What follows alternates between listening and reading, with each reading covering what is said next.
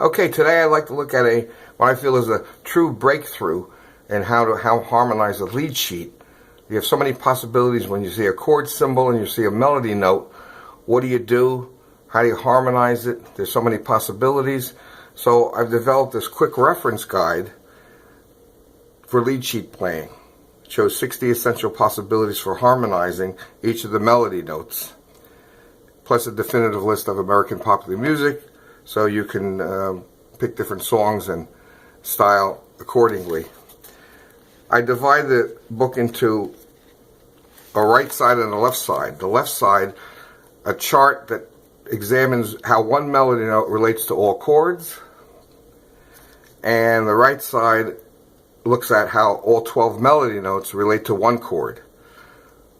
So you can cross-reference by knowing whatever the chord you're looking at. Here's an E melody note, and this is how an E melody note functions in all the chords, where the E melody note is the root, the third, the fifth, the sixth, etc.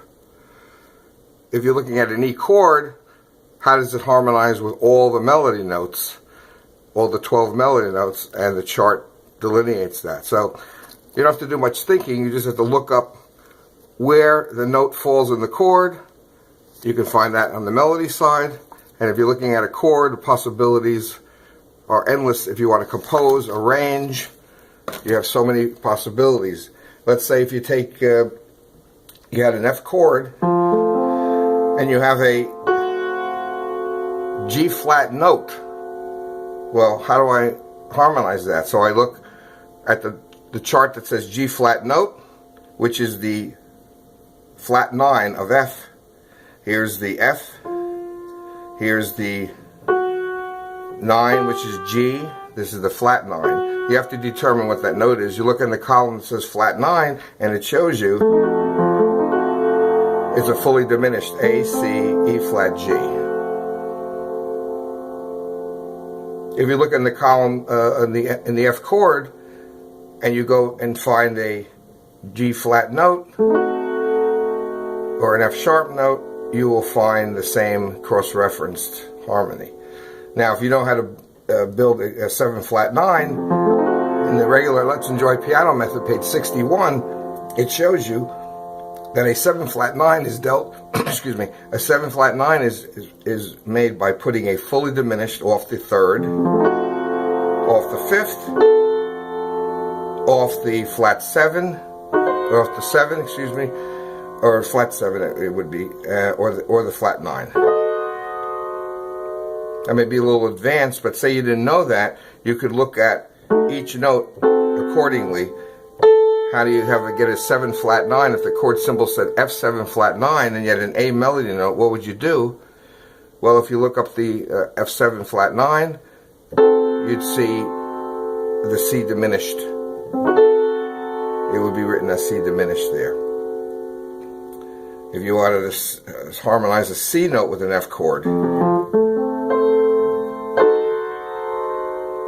and wanted to get a 7 flat 9, you would see the E flat, G flat, A, C, which is the E flat fully diminished. So that's how you would harmonize F7 flat 9. If you're unsure of what to do,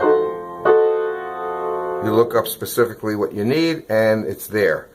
Another example, if you have a B flat chord and you have a 6, a G note, you can harmonize it as a 6.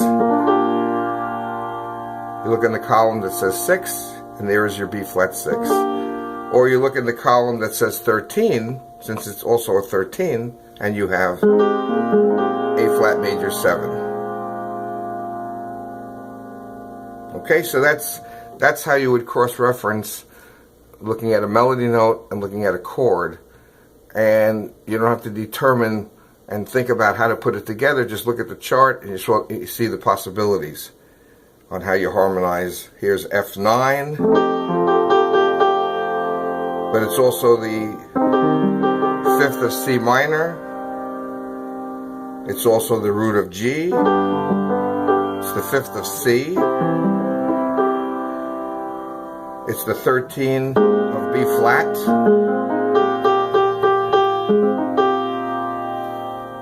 It's the 7 of A minor 7, so that G functions in a different column or a different part of the chord, and you look at the column, but you have to know the relationship of that note to the chord at hand. That's the 7, A minor 7.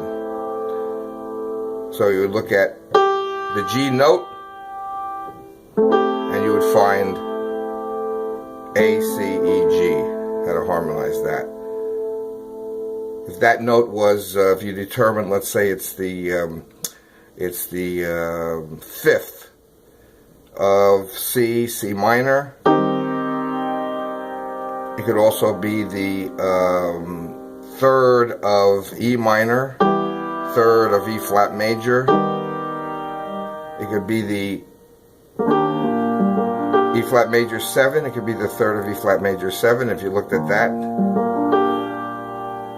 you'd see the G minor in the first inversion. How do you harmonize a G note with an E flat chord? Okay, so that might help you determine what voicing you're looking for. If you're composing or improvising, has so many possibilities for harmonizing one note, or if you take one chord, how does each note relate to it? Here's a C, that's a 7. This note is the 9. This is the flat 9. How would you place your hands on the right side? If you know your plurality, you'd play that for flat 9, you'd play that for the 9.